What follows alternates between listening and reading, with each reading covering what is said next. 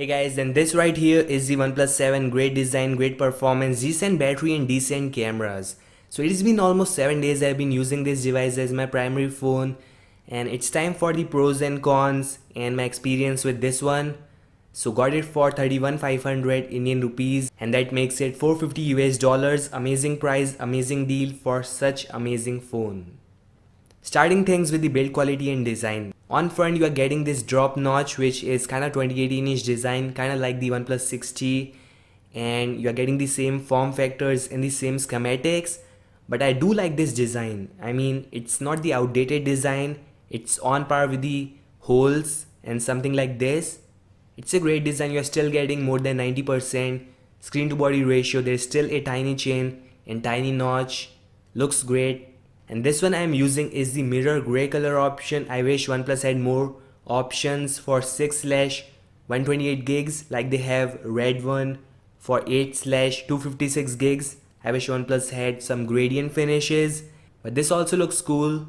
One thing worth noticing is that there is a huge camera bump which is prone to scratches, and the best part is that OnePlus do provides you a case which is enough to protect this thing. However, that case is too thick and too tight, it's gonna peel off your chrome for sure. So if you are a user who usually removes and puts case again and again, then just don't use the standard case, the original case which comes along with the box. Buy a third party case which is gentle and soft. I'm not saying you should not use this case, I mean just don't remove it again and again. So design wise this thing looks great. There's protection on front and back. I haven't got any scratches till now using with and without cases. The major disappointing part is that there is no headphone jack, and alright, that's not the major disappointing part. The major disappointing part is that OnePlus just do not provide the headphone jack dongle inside the box. You can just buy this thing separately from oneplus.in or Amazon. I've been using this Pixel 3 dongle which works really fine with this one, and you can also buy the wireless earphones or wireless headphones. This one is the Boat Rockers I'm using, and it works great.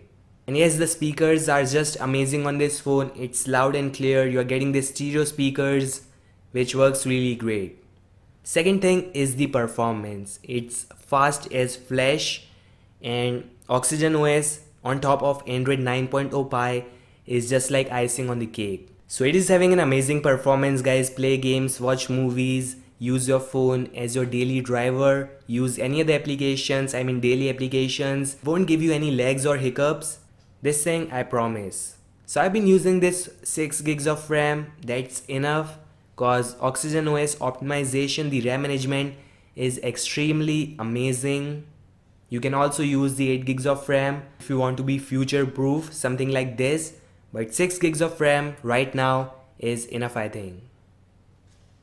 The fingerprint sensor is as fast as the Galaxy S10. That one is ultrasonic, more secure, but this one is optical. All in all, I really like the performance of this device. You won't get any hiccups or lags. Again, I'm saying that. Now it's time for the camera. So this thing is having a 48 megapixel Sony IMX586 sensor. These cameras are definitely way better and a huge upgrade in terms of the camera performance of the OnePlus 6T. OnePlus needs to fix a lot of things in the camera department here. They can fix this thing with the software updates. So their nightscape is not as great as the night sight of the Google camera application. You can just install the Google camera application. It works just amazing. I mean, great part is it's on par with the Pixel 3 camera performance in terms of the night sight. In terms of the daylighting conditions, I think it's great, but sometimes the images are more softer than it should be, and same is the case with the selfie shooter. The images are great, no doubt, perfect colors, perfect saturation, but it comes out softer. It should be having more details and more contrast. That thing OnePlus is missing right now, and they can fix this thing for sure with the software update. Nothing in this world cannot be fixed. So this thing is just a tiny bit of thing in this whole device.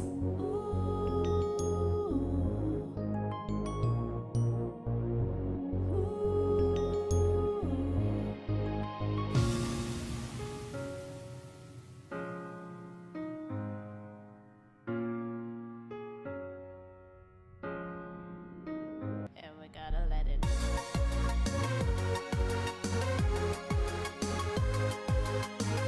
burn, burn, burn. We gotta let it burn, burn.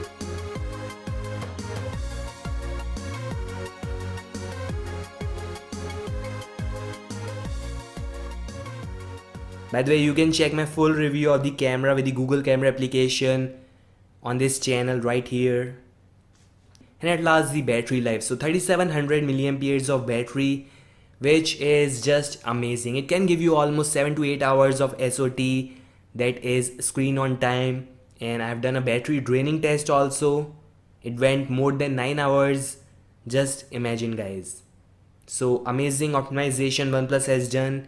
Also, it is having this dash charge for charging. It almost charges in at around 1 hours 25 minutes. That's a great time. It is not having the warp charge, which OnePlus missed with the OnePlus 7. I mean, that's fine. That's fine. The OnePlus 7 Pro is having the warp charge because it is priced way higher than the 7 itself. 1 hour 25 minutes with the dash charge is also great score. So all in all, this thing is having the best battery life, the best software. Design is also great. It's having that optic AMOLED screen. It's not as bright as the Galaxy S10 or the S10 Plus, but it's still great for such price. So that is all, guys. Thanks for watching this video, and I'll meet you guys in the next one. And we Peace gotta let out. it